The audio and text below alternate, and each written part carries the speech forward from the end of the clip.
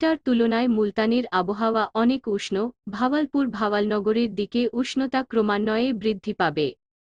ছোট এয়ারপোর্ট ক্যান্টনমেন্টে এরিয়ার মধ্যেই অবস্থিত। প্লেন থেকে অবতরণ করে ট্রানজিট লাওয়ে না গিয়ে মতির সাথে সোজা চলে গেলাম আরাইভ্যাল এ। ওখানে পিআইএ কাউন্টারে গিয়ে আমার লাহোর যাওয়া স্যানকেল করে দিয়ে বেরিয়ে এলাম এয়ারপোর্ট থেকে। মুলতান শহর এয়ারপোর্ট থেকে প্রায় 5 মাইল দূরে অবস্থিত। একটা ট্যাক্সি ভাড়া করে সোজা চলে এলাম শহরে। কিছু কেনাকাটা করার ছিল।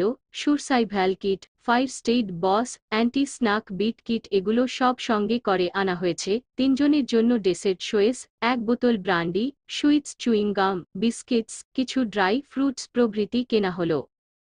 তারপর গেলাম সোনার দোকানে। ওখানে দুটো আংটি বানালাম, এক একটা 1.5 ভরি ওজনের।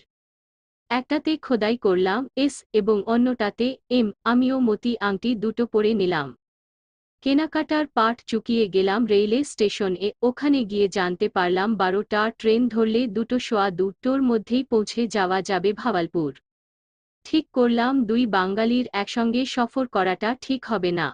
সিদ্ধান্ত নেওয়া হলো মতি যাবে ট্রেনে আর আমি যাব বাসে। বাসে করে আমি মতির আগেই পৌঁছে যাব ভাওয়ালপুর। ওখানে স্টেশনে মিলিত হব আমরা। মতিকে টেনে তুলে দিয়ে ট্যাক্সি করে গিয়ে পৌঁছালাম বাস স্ট্যান্ডে। প্রতি 15 মিনিট অন্তর বাস ছাড়ছে ভাওয়ালপুরের উদ্দেশ্যে। ট্যাক্সি ছেড়ে দিয়ে অপেক্ষমান বাসে উঠে বসলাম। মালপত্রের বেশিরভাগই মতি নিয়ে গেছে সাথে। আমার কাছে রয়েছে হালকা ছোট্ট একটা ব্যাগ। 2 বাজার আগেই পৌঁছে গেলাম ভাওয়ালপুর। বাস স্ট্যান্ডে নেমে টাঙ্গা করে পৌঁছলাম স্টেশনে। স্টেশনে পৌঁছে দেখি পূর্ব সিদ্ধান্ত অনুযায়ী নূর প্ল্যাটফর্মের একপ্রাণে একটা খবরের কাগজ হাতে দাঁড়িয়ে আছে। সোয়া 2টোর দিকেই মতির ট্রেন এসে প্ল্যাটফর্মে এসে দাঁড়ালো। মতি নামল ট্রেন থেকে। একে অপরের সাথে চোখাচোখি হলো, কিন্তু কেউ কারো সাথে কথা বললাম না। 3 জনেই আলাদাভাবে সার্কিট হাউজে পৌঁছলাম। নূরের ঘরে ঢুকেই একে অপরকে জড়িয়ে ধরলাম উল্লাসে। নূর আগেই আমাদের লাক্ষের ব্যবস্থা করে রেখেছিল, ঘরেই লাফ করলাম। লাঞ্চের সময় নূর জানালো পথে ওর কোন অসুবিধেই হয়নি। আরও জানালো ভাওয়ালপুর থেকে ভাওয়ালনগর 2 ভাবে যাওয়া সম্ভব। ট্রেনে করে গেলে লাগবে ঘণ্টা 3। ট্রেনের সময় বিকেল 4টা। আর ট্যাক্সিতে গেলে সময় লাগবে বড়জোর ঘণ্টা 2-1। ঠিক হলো ট্যাক্সিতেই যাব। কারণ ভাওয়ালনগর থেকে সন্ধ্যা 7:30টার ট্রেন ধরতে হবে আমাদের। প্রতিদিন 2টোই ট্রেন যায় ভাওয়ালনগর থেকে ফোর্ট আব্বাস, একটা সকালে অপরটি সন্ধ্যায়। 7:30টার ট্রেন মিস করলে পুরো রাতটা কাটাতে হবে ভাওয়ালনগরে। সেটা হবে আমাদের জন্য খুবই বিপজ্জনক, কারণ সমস্ত ভাওয়ালনগরটাই একটা ক্যান্টনমেন্ট। লোকাল ট্রেনের সময়ের কোন ঠিক ঠিকানা নেই। কোনোরকম রিস্ক নেওয়া চলবে না। ট্যাক্সিতে গেলে 7:30টার অনেক আগেই পৌঁছে যাব ভাওয়ালনগর। কিছু সময় বিশ্রাম করে বিকেল 4টায় একটা ট্যাক্সি ডাকিয়ে এনে রওনা হলাম ভাওয়ালনগরের উদ্দেশ্যে। সিন্ধি ড্রাইভার, ওকে বললাম 7টার মধ্যে ভাওয়ালনগর পৌঁছে দিতে পারলে বকশিশ মিলবে। তরুণ ড্রাইভার জবাবে বলল, कोई बाभी नहीं है साहब, आधो को 7 से पहले ही पहुंचा देंगे। উল্কা বেগে ছুটে চলেছে ট্যাক্সি। শেভ ইম্পালা গাড়ি। শৌখিন ছোকরা ক্যাসেটে ফিল্মি গান লাগিয়ে দিল। আমরা চুপচাপ বসে গান শুনছিলাম আর ভাবছিলাম ভূত, বর্তমান, ভবিষ্যৎ। এক সময় ঝিমুনি এসে গিয়েছিল। হঠাৎ বিকট একটা শব্দে চমকে 3 জনেই জেগে উঠলাম। একটা ঝাঁকুনি দিয়ে ট্যাক্সি ততক্ষণে থেমে গেছে। কি হলো, ব্যাপার কি, প্রায় একই সাথে বলে উঠলাম 3 জনে। দেখতে হে সাব, দেখতে হে সাব বলে গাড়ি থেকে নেমে গেল ড্রাইভার। কিছুক্ষণ পরীক্ষা নিরীক্ষা করে ফিরে এসে বলল, গাড়ি কা ক্র্যাঙ্কশাফট টूट गया। বলে কি বেটা, ফির আব হাম ক্যা করেঙ্গে, জিজ্ঞেস করল নূর। घबराओ मत मैर, 5-6 मिल रहते हैं, कोई ना कोई सवारी जरूर मिल जाएगा, उसमें बैठा देंगे आप लोगों को। কি সর্বনাশ! তবে কি ঘাটে এসে তরি ডুবল। গাড়িটাকে সবাই মিলে ঠেলে রাস্তার সাইডে রাখা হলো। অন্য কোন গাড়ি না আসা পর্যন্ত কিছুই করার নেই। অপেক্ষা করতে করতে বিকেল গড়িয়ে সন্ধ্যা নেমে এল। দূরে ভাওয়ালনগরের বাতিগুলো এক সময় জ্বলে উঠল। 7টা বেজে গেল, কোন গাড়ির লক্ষণ নেই। অস্থির হয়ে উঠলাম সবাই। হতাশায় মনোবল হারিয়ে ফেলেছিলাম প্রায়। হঠাৎ দূরে গাড়ির হেডলাইট দেখা গেল। কিছু একটা আসছে ভাওয়ালপুরের দিক থেকেই। রাস্তা এক করে দাঁড়ালাম 4 জনেই। যাই হোক না কেন থামাতে হবে। কাছে আসতে দেখলাম একটা ল্যান্ডরোভার। আমরা হাত দিয়ে ইশারা করাই গাড়িটা থামল। রোয়েডস এবং হিওয়াইস এর এক ইঞ্জিনিয়ার যাচ্ছেন ভাওয়ালনগর। ভদ্রলোককে সবকিছু বুঝিয়ে বললাম। তিনজন আর্মি অফিসারের দুর্গতি দেখে ভদ্রলোক সহানুভূতি দেখিয়ে বললেন, আপনাদের কষ্ট না হলে আমি আপনাদের নিয়ে যেতে পারি। কষ্ট, হাতে আকাশের চাঁদ পেলাম। ধন্যবাদ জানিয়ে তাড়াতাড়ি ট্যাক্সির ভাড়া ঢুকিয়ে মালপত্র নিয়ে জিপে উঠে বসলাম। আধা ঘন্টার মধ্যেই ভাওয়ালনগর পৌঁছে গেলাম। তখন রাত 8:45। আমাদের ট্রেন নিশ্চয়ই এতক্ষণে ছেড়ে চলে গেছে। ইঞ্জিনিয়ার সাহেব জিজ্ঞেস করলেন, কোথায় নামবেন? স্টেশন এর কথা না বলে বললাম, শহরের যে কোনখানে নামিয়ে দিলেই চলবে। টাউন সেন্ট্রি এ নামিয়ে দিলেন ভদ্রলোক। সেখান থেকে একটা টাঙ্গা করে কাছেই স্টেশনের দিকে রওনা হলাম। স্টেশনে পৌঁছে দেখি অসম্ভব ভিড়। এমনটি তো হবার কথা নয়। ট্রেন চলে যাবার পর স্টেশন থাকবে জনশূন্য, তাহলে এত লোক কেন স্টেশনে? ট্রেন কি তাহলে এখনো আসেনি? হঠাৎ করে কিছুটা আশার আলো ঝলকে উঠল। আমি তাড়াতাড়ি ছুটে গিয়ে স্টেশন মাস্টারকে জিজ্ঞাসা করলাম, ফোর্ট আব্বাসের ট্রেনের খবর কি? 2 বাক্যে স্টেশন মাস্টার বললেন, ট্রেন লেট, এখনো এসে পৌঁছেনি। জনে পানি ফিরে এল। দৌড়ে গিয়ে মতি ও নূরকে খবরটা দিতেই খুশিতে আত্মহারা হয়ে ওরা লাফ দিয়ে টাঙ্গা থেকে নেমে পড়ল। কুলির মাথায় মাল চাপিয়ে টাঙ্গার ভাড়া মিটিয়ে দিয়ে প্ল্যাটফর্মে চলে এলাম। শখে একটি ভিক্ষুক দাঁড়িয়েছিল। আনন্দের আতিশয্যে 100 টাকার একটি পুরো নোটই তাকে দিয়ে দিলাম। সোয়া 8টায় আমাদের ট্রেন এল। কাস্ট ক্লাসের 3টি টিকিট কাটা হলো ফোর্ট আব্বাস পর্যন্ত। বর্ডার এলাকার ট্রেন, আমাদের মতো ফৌজি খাড়া ফার্স্ট ক্লাসের যাত্রী বিরল। অতি সহজেই একটা খালি কামরা পেয়ে উঠে বসলাম। ট্রেনে উঠেই বুদ্ধে কার থেকে ডিনার আনাবার বন্দোবস্ত করা হলো। খাবার সার্ভ করে গেল বেয়ারা। দরজা বন্ধ করে খাওয়ার পাট চুকিয়ে নিলাম। ট্রেন ইতিমধ্যে চলতে শুরু করেছে। খাওয়া শেষ করার পর পদযাত্রার প্রস্তুতি শুরু হলো। সবাই ডার্ক কালারের কাপড় পরে নিলাম। আমাদের কাছে তখন সর্বমোট প্রায় 1020 টাকা। ওগুলো কাপড়ের বিভিন্ন চোরা পকেটে ঢোকানো হলো। সুটকেস থেকে হ্যান্ডারস্যাক বের করে ওতে 3 জনের আর এক প্রশ্ন করে কাপড় নেয়া হলো। প্রয়োজনীয় সাথে নেবার সবকিছু রাখা হলো হ্যান্ডারস্যাকে। ম্যাপ বের করে নাইট মার্চ চার্ট আঁকা হলো। পাকিস্তানের মোটরাইজড ইনফ্যান্ট্রি ডিভিশনের ডিফেন্সিভ এলাকার মধ্য দিয়ে ইন্ডিয়ান আর্মির একটি ট্যাঙ্ক রেজিমেন্টের হেডকোয়ার্টার্স এর পাশ ঘেঁষে যেতে হবে আমাদের। রাস্তায় পড়বে অ্যান্টি-ট্যাঙ্ক অবস্ট্যাকল মাইন ফিল্ড। এদের মাঝে গ্যাপ বের করে নিয়ে যাত্রাপথ নির্ধারণ করা হয়েছে। পথে দুই তরফের পেট্রোল পার্টির মোকাবেলায় পড়তে হতে পারে। সিদ্ধান্ত নেওয়া হলো যেকোনো উপায়েই হোক কোন ট্রস অ্যান্ড এনিমি ট্রস কে এড়িয়ে চলতে হবে আমাদের। নেহায়েত বিপাকে পড়লেই সংঘর্ষের মাধ্যমে শত্রুকে পরাস্ত করার উদ্যোগ নেওয়া হবে। কোন অবস্থাতেই ধরা পড়া চলবে না। ধরা পড়ার আগেই আমরা আত্মহত্যা করব। কোন কারণে অবস্থার পরিপ্রেক্ষিতে একে অপরের কাছ থেকে বিচ্ছিন্ন হয়ে পড়লে ব্যক্তিগত উদ্যোগে করণপুর পৌঁছবার চেষ্টা করতে হবে। কম্পাসের রুট এবং বিয়ারিং সেট করা হলো। পড়া হলো ডেসেট শোয়েস। হাতিয়ার এবং গুলি নিজেদের মাঝে ভাগ করে নিলাম। Map, compass, binocular, night March charter, একটি টর্চ, একটি কম্বল এবং সাথে নেবার হ্যাভারস্যাকটি ছাড়া সবকিছুই সুবিধামত কোন জায়গায় লুকিয়ে ফেলতে হবে। নিজেদের আইডি সার্চ ছাড়া অন্যান্য সব কাগজপত্র পুড়িয়ে টয়লেট দিয়ে ফেলে দেয়া হলো ট্রেন থেকে। ক্যামেরা দুটো হ্যান্ডারস্যাকে ভরে নিলাম। ছোট্ট কোরআন শরীফটাও নেওয়া হলো হ্যান্ডারস্যাকে। অর্ডার অফ মার্চ মতি আগে, তারপর আমি, পেছনে নূর। হ্যান্ডারস্যাক পালাক্রমে বহন করা হবে। মার্চের সময় প্রতি 1 ঘন্টা অন্তর 10 মিনিট বিরতি। বিরতিকালে কম্বলের নিচে ঢুকে টর্চের আলোয় ম্যাপ দেখে নেওয়া হবে ঠিক পথে যাচ্ছি কিনা। প্রয়োজনে কম্পাস বিয়ারিং অ্যাডজাস্ট করা হবে। আমরা 3 জনই কমান্ডো ট্রেনিং প্রাপ্ত। নাইট মার্চের সব কৌশলই আমাদের নখদর্পণে। রাত 10:15 আমাদের ট্রেন হারুনাবাদ স্টেশনে এসে পৌঁছল। ছোট্ট স্টেশন। প্ল্যাটফর্মের যেখানে আমাদের বগিটা গিয়ে থামল সেখানে বেশ জমাট অন্ধকার। আমরা নেমে পড়লাম। অল্প কয়েকজন যাত্রী উঠা নামা করল। আমরা আধারে চুপ করে দাঁড়িয়ে থাকলাম। অল্পক্ষণ পর হুইসেল দিয়ে ট্রেন প্ল্যাটফর্ম ছেড়ে চলে গেল। যে সমস্ত যাত্রী ট্রেন থেকে নেমেছিল তারা সবাই স্টেশনের চেকিং গেট দিয়ে বেরিয়ে গেছে। চুপচাপ দাঁড়িয়ে আমরা জায়গাটা ভালো করে দেখে নিচ্ছিলাম। অপর্যাপ্ত বৈদ্যুতিক আলোয় স্টেশন ঘরটার সামনে কিছুটা অংশই আলোকিত হয়েছিল। প্ল্যাটফর্মের বেশিরভাগ অংশই ছিল অন্ধকারাচ্ছন্ন। স্টেশনের বাইরে একটা মাঝারি আকারের উঠান, কয়েকটি চায়ের দোকান, তাদের সামনে কয়েকটি টাঙ্গা যাত্রীদের অপেক্ষা করছে। ৪-৫০০ গজ দূরে হাইওয়ে রেল লাইনের প্রায় সমান্তরালভাবেই উত্তর দক্ষিণে চলে গেছে। মাঝে মধ্যে দূরপাল্লার বড় বড় ট্রাকগুলো আওয়াজ তুলে ভীষণ বেগে আসা যাওয়া করছে।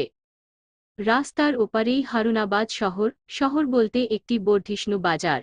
বাজারের চারদিকে জনবসতি। আমরা হারুনাবাদ শহরের ডান দিক দিয়ে প্রয়োজনীয় দূরত্ব বজিয়ে রেখে যাত্রা শুরু করব। একে তো বর্ডার এলাকার মরু অঞ্চল, রাতও বেশ হয়েছে, লোকজন নেই খুব একটা, সমস্ত শহরটাই ঘুমিয়ে পড়েছে। আমরা প্ল্যাটফর্ম খালি হয়ে যাবার পর স্টেশনের সদর দরজার দিকে না গিয়ে প্ল্যাটফর্মের শেষ প্রান্ত দিয়ে বেরিয়ে এলাম। সাবধানে হাইওয়ে ক্রস করে একটা বাবলা ঝোপের মধ্যে অবস্থান নিলাম। হারুনাবাদ শহরের বসতির শেষ প্রান্ত থেকেই শুরু হয়েছে মরুভূমি। উঁচু নিচু বালির পাহাড়, মাঝে মধ্যে কাটার ঝোপঝাড়। যে জায়গায় পানির আধার রয়েছে সেখানে গড়ে উঠেছে ছোট ছোট গৃহস্থালী। তাকে কেন্দ্র করেই ছোট ছোট চাষাবাদের খামার, অড়হর, কলাই, জব, ভুট্টার ক্ষেত। মোটামুটি এ ধরনের টেরেনি টার রাইন অতিক্রম করে যেতে হবে আমাদের। যাত্রা শুরু করার আগে আমিও মতি কম্বলের নিচে বসে কম্পাস সেটিং ও নাইট মার্চ চার্ট ঠিক করে ম্যাগের সাথে মিলিয়ে নিচ্ছিলাম। ম্যাপ অনুযায়ী আমাদের অবস্থানের অদূরেই একটি কারেজ থাকার কথা। কারেজ হল মরু অঞ্চলে গভীর কুয়োর সারি। এগুলো খুঁড়ে তাতে বৃষ্টির পানি জমিয়ে রাখা হয় প্রয়োজনমত ব্যবহার করার জন্য। আবাদি জমিতে জলসেচের ব্যবস্থাও করা হয়ে থাকে কারেজ থেকে। নূরকে পাঠানো হলো কারেজটি খুঁজে বের করার জন্য। উদ্দেশ্য আমাদের সাথের মালপত্র সব কারেজের কুয়োতেই ডাম্প করব, সেটাই হবে সবচেয়ে নিরাপদ। অল্পক্ষণ পরেই নূর কারেজের সন্ধান বের করে ফিরে এল। আমরা সবাই হ্যান্ডারস্যাকটা রেখে বাকি মালপত্র সব নিয়ে গিয়ে কারেজের একটি কুয়োতে ফেলে দিয়ে এলাম। এবার সার্বিকভাবে যাত্রা শুরু করতে আমরা প্রস্তুত। বিসমিল্লাহ বলে আমরা পদযাত্রা শুরু করলাম শ্রীকরণপুরের উদ্দেশ্যে। ঘণ্টায় গড়ে ৪ থেকে ৫ মাইল বেগে চলতে হবে। আকাশে বড় একটা চাঁদ। সন্ত্রস্যবীর মণ্ডল, ধ্রুবতারা, ক্যাসোসিয়া, ওরিয়েন্ট বেল্ট সবগুলোই দেখা যাচ্ছে পরিষ্কার। কম্পাস ছাড়া তারকারাজির সাহায্যেও আমাদের পদযাত্রা চলতে পারে। বিচ্ছিন্ন হয়ে পড়লে কিভাবে তারকারাজির সাহায্যে গন্তব্যস্থলে পৌঁছতে হবে সেটা আগেই ভালো করে রপ্ত করে নিয়েছি প্রত্যেকে। প্রথম ঘণ্টা কেটে গেল নির্বিয়ে, পথে কোন লোকজনের সামনাসামনি হতে হয়নি। বিরতি কাটিয়ে চলা শুরু হলো আবার। মিনিট 10 পর থমকে দাঁড়িয়ে পড়ে ইশারা করল মতি। এন্টি ট্যাঙ্ক অবস্ট্যাকল সামনে, একটি খাল, খালে পানি, খালের দুই দিকেই ৬০০ অ্যানসেলের বেশি উঁচু অ্যানে অবস্টাল ইস আলোয়াইস কাভেরিড বে ফাইরি, তাই ক্রসিং এর আগে প্রথমে রেকি করতে হবে। মতি ও আমি চললাম, একে অপরকে কভার করে চলেছি, কিছু হলে যাতে অবস্থার মোকাবেলা করা যায়। নূর অপেক্ষায় থাকলো একটি বাবলা ঝোপের আড়ালে। রেকি করে দেখলাম খালে বুক পর্যন্ত পানি, হেঁটেই ক্রস করা যাবে অসুবিধা সই। স্রোতও নেই তেমন। পারে বসে ইনফ্রারেড বাইনোকুলার দিয়ে ক্রসিং এলাকাটা ভালো করে দেখে নিচ্ছিলাম। মতি ফিরে গিয়ে নূরকে সাথে করে নিয়ে এল। অল ক্লিয়ার এর আদেশের সাথে সাথে একে একে ট্যাকটিক্যাল ক্রসিং শুরু হলো। সবার শেষে আমিও পার হয়ে গেলাম। ওপারে উঠে রুট অনুযায়ী আবার যাত্রা শুরু করলাম। গতি এবং সময়ের সামঞ্জস্যতা বজায় রেখে অবিরাম ছুটে চলেছি নিঃশব্দে। ইশারা সংকেতে প্রয়োজনমত ভাবের আদান প্রদান চলছিল। আর 10 মিনিট হাঁটলেই দ্বিতীয় বিরতি। মতি সংকেত দিন। সবাই মাটিতে শুয়ে পড়লাম। দেখলাম 4টি উটের একটি ঘোট কাফেলা। একটি বর্ডার পেট্রোল মরু অঞ্চলে এভাবেই একটি বোর্ডার অবজারভেশন পোস্ট থেকে অন্য বিওপিতে পেট্রোলিং করা হয়ে খাকে উটের পিঠে চড়ে ক্রলিং করে কাছেই কাটা ঝোপের মাঝে আস্তে ঢুকে গিয়ে পজিশন নিয়ে নিখর হয়ে শুয়ে থাকলাম। পেট্রোলটি উত্তর দিকে চলে গেল। ওরা হদিশও পেল না তাদের উটের প্রায় পায়ের নিচেই শুয়ে রয়েছে জলজ্যান্ত 3 জন লোক। আমরা উঠে আবার হাঁটা শুরু করলাম। দ্বিতীয় বিশ্রামের পর কিছু দূর যেতেই মাটি খোঁড়ার শব্দ দূর থেকে ভেসে এল। থমকে দাঁড়িয়ে পড়লাম আমরা। ম্যাপ অনুযায়ী এখানে তো কোন পক্ষেরই কোন ডিফেন্সিভ পজিশন থাকার কথা নয়। তবে মাটি খুঁড়ছে কারা? মতিকে পাঠানো হলো রেকি করতে। একটি নতুন ডিফেন্সিভ লাইন তৈরি করতে বাংকার খোদা হচ্ছে। তাই নির্ধারিত রুট থেকে একটু বেঁকে কিছু দূর যেয়ে পরে আবার নির্ধারিত রুটে ফিরে আসতে হবে আমাদের। সেভাবেই কম্পাস বিয়ারিং এবং নাইট মার্চ চার্ট সেট করে আবার যাত্রা শুরু করলাম। ডিফেন্সিভ পজিশন বাইপাস করে এগিয়ে চললাম আমরা। এখানে আর একটি নালা কেন, তবে কি আমরা ভুল পথে এগোচ্ছি? যাত্রা থামিয়ে ঝোপের আড়ালে তিনজনেই কম্বলের তলায় ঢুকে ম্যাপ দেখতে লাগলাম গভীর মনোযোগ দিয়ে। না, আমরা ঠিক পথেই চলেছি। ওটা নতুন করে খোঁড়া হয়েছে, তবে সেটার অবস্থান ম্যাপের মার্কিং এ নেই কেন? আমরা বর্ডার ক্রস করে ভারতীয় ডিফেন্সের সীমানায় ঢুকে পড়েছি। ঘড়িতে তখন 2:30 বাজে, হিসেবমত আমরা এখন ভারতীয় সীমার ভিতরে। এটা ভারতীয় ডিফেন্স এর অবস্ট্যাকল নতুন করা হয়েছে বিধায় ম্যাপের মার্কিং এ নেই। একইভাবে সতর্কতার সাথে খালটা ক্রস করে পারে উঠে এলাম। এখন থেকে বিপদের ঝুঁকি অনেক বেশি, চলতে হবে খুব সাবধানে। আর 1-1.5 ঘন্টার মধ্যেই পৌঁছে যাবার কথা শ্রীকরশপুর শহরের সীমানায়। খালের পরই দেখলাম বাংকারে ভারতীয় সাঁজোয়া বাহিনীর ট্যাঙ্কগুলো ডাপ্লয়ে করা আছে। বাংকারগুলো থেকে মাঝে মাঝে মানুষের কথোপকথনের আওয়াজ শোনা যাচ্ছিল। গভীর রাত, তাই সমস্ত এলাকা জুড়ে দিল অস্বাভাবিক নিস্তব্ধতা। আমাদের এগিয়ে চলার জন্য এ ধরনের পরিবেশ অতি অনুকূল। চারিদিকে সতর্ক দৃষ্টি রেখে ক্ষিপ্র গতিতে ভারতীয় ডিফেন্স এর বুহা ভেদ করে এগিয়ে চললাম আমরা। কেউ কিছু টের পেল না। বেশ কিছুদূর চলে এসেছি। হঠাৎ দেখি অল্প দূরত্বে কয়েকটি ট্যাঙ্ক, কতগুলো গাড়ি সেগুলাকে ঘিরে রয়েছে। বুঝলাম এটি হেডকোয়ার্টার্স। ওই অবস্থানকে পাশ কাটিয়ে চুপিসারে এগিয়ে চললাম গন্তব্যস্থলের দিকে। ইতিমধ্যে দূরদিগয়ে শ্রীকরণপুরের আলোকছটা দেখা যাচ্ছিল। আর মাত্র 4-5 মাইলের পরে পৌঁছে যাব শ্রীকরণপুরে। আমাদের জোশ দ্বিগুণ হয়ে গেল। পথের ক্লান্তি ভুলে গিয়ে প্রায় দৌড়ে এগুতে থাকলাম সেই আলোকছটার দিকে। 3:45টায় পৌঁছে গেলাম শ্রীকরণপুর শহরের সীমানায় একটি গ্রামে।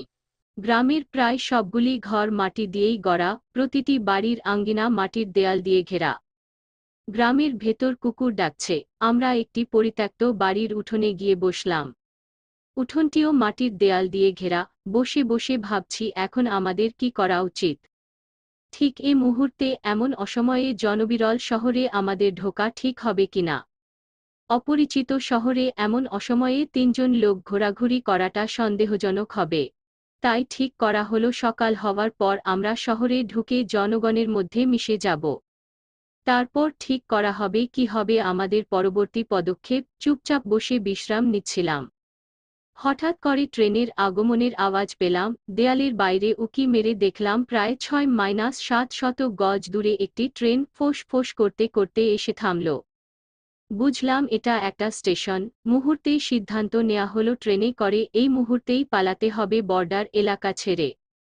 দৌড়ে ছুটলাম স্টেশনের দিকে। কাছে পৌঁছে দেখলাম লাল রঙের একটি ট্রেন প্ল্যাটফর্মে দাঁড়িয়ে আছে। কোথাকার ট্রেন কোথায় যাবে কিছুই জানি না, শুধু বুঝলাম এটা যাত্রী বহনের ভারতীয় ট্রেন। স্টেশনে লোকজন একদম কম। দৌড়ে গিয়ে একটি খালি কামরায় উঠে গেলাম নির্দ্বিধায়। উঠেই দরজা জানালা ভালো করে বন্ধ করে দিয়ে বসলাম। কিছুক্ষণ পর ট্রেন সিটি বাজিয়ে ছেড়ে দিল। আমরা হাত ছেড়ে বাঁচলাম। প্ল্যাটফর্মে উঠেই লক্ষ্য করেছি স্টেশনটির নাম শ্রীকরণপুর। শ্রীকরণপুর রাজস্থান প্রভিন্সের তোলা শ্রীগঙ্গানগরের অধীন একটি সাব ডিভিশন। আমাদের লক্ষ্য দিল্লি পৌঁছানো। ট্রেন তো যাচ্ছে দক্ষিণে, কিন্তু আমাদের যেতে হবে উত্তর দিকে। কিছুক্ষণ পর ট্রেনটি একটি স্টেশনে এসে দাঁড়াল। একটি জংশন স্টেশন। উল্টো দিক থেকে আর একটি প্যাসেঞ্জার ট্রেনের আগমন ঘটল। আমরা আস্তে করে ট্রেন বদল করে অন্যটির একটি খালি কামরায় উঠে বসলাম। আমাদের ট্রেনটাই আগে ছাড়ল। চলেছি উত্তর দিকে। পথিমধ্যে আবার শ্রীকরণপুর পড়ল। করশপুর পেছনে পড়ে থাকল। আমাদের ট্রেন আমাদের নিয়ে ছুটে চলল। শারীরিক ক্লান্তি এবং মানসিক উৎকণ্ঠা সব মিলিয়ে ঝিমুতে ঝিমুতে একসময় ঘুমিয়ে পড়েছিলাম। কতক্ষণ ঘুমিয়েছিলাম জানি না। হঠাৎ ঝাঁকুনিতে জেগে উঠলাম। জানালা খুলে দেখি সকাল হয়ে গেছে। স্টেশনের নাম শ্রীগঙ্গানগর। সবাই মহা খুশি। নেমে পড়লাম স্টেশনে। বর্ডার থেকে তখন আমরা অনেকেই ভিতরে চলে এসেছি। আপার ক্লাস ওয়েটিং রুমে যেয়ে ঢুকলাম, হাত মুখ ধুয়ে পোশাক বদলিয়ে তদ্র হয়ে নিলাম প্রথমে। তারপর বসলাম ঠিক করতে, কি করা যায়। ঠিক হলো এখন থেকে আমরা তিনজনই কলকাতা বিশ্ববিদ্যালয়ের ছাত্র। স্টাডি ট্যুরে বেরিয়েছি, পুরো রাজস্থান ঘুরে বেড়াচ্ছি। তিনজনেই হিন্দু নাম গ্রহণ করলাম। আমি হলাম শ্রী সৌমেন ব্যানার্জি, মতি শ্রী মনোজ বোস আর নূর শ্রী নারায়ণ গঙ্গোপাধ্যায়। টাকা পয়সার বন্দোবস্ত করতে হবে। কলকাতা থেকে আগত বাঙালি ছাত্র, তাই পাকিস্তানি টাকা ভাঙানো বিপজ্জনক হবে। ঠিক হলো আংটি দুটো বিক্রি করার চেষ্টা করতে হবে। স্টেশন মাস্টারের সাথে আলাপ করে জানতে পারলাম শহর স্টেশন থেকে প্রায় 1 মাইল দূরে অবস্থিত। দোকানপাট একটার আগে খুলবে না, অগত্যা 1টা পর্যন্ত ওয়েটিং রুমেই অপেক্ষা করতে হবে। ঠিক 1টায় তিনজনই বেরিয়ে পড়লাম। আমার ও মতির গলায় ঝুলিয়ে নিলাম ক্যামেরা দুটো, নূরের পিঠে হ্যাভারস্যাক, চোখে রেবনের সানগ্লাস। ট্যুরিস্টের মতোই লাগছিল তিনজনকে। শহরে পৌঁছে দেখলাম কয়েকটা রাস্তাকে কেন্দ্র করেই ডিস্ট্রিক্ট হেডকোয়ার্টার্স গঙ্গানগর শহর। মফস্বল শহর, তাই খুব একটা বড় নয়। শহরের প্রধান রাস্তাগুলির দুই দিকে সব দোকানপাট, একসাথে 2-3টি সোনার দোকান। সবচেয়ে বড়টিতে গিয়ে ঢুকলাম। দোকানের মালিক ধুতি নিমা পরা, তিলক কাটা, মোটা গোছের একটি লোক। ধূপধুনো জেলে গদিতে বসে পুজো করছিলেন। পূজা সেরে হরিনাম জপতে জপতে আমাদের কাছ এগিয়ে এসে প্রশ্ন করলেন, কি চাই? জবাবে বললাম,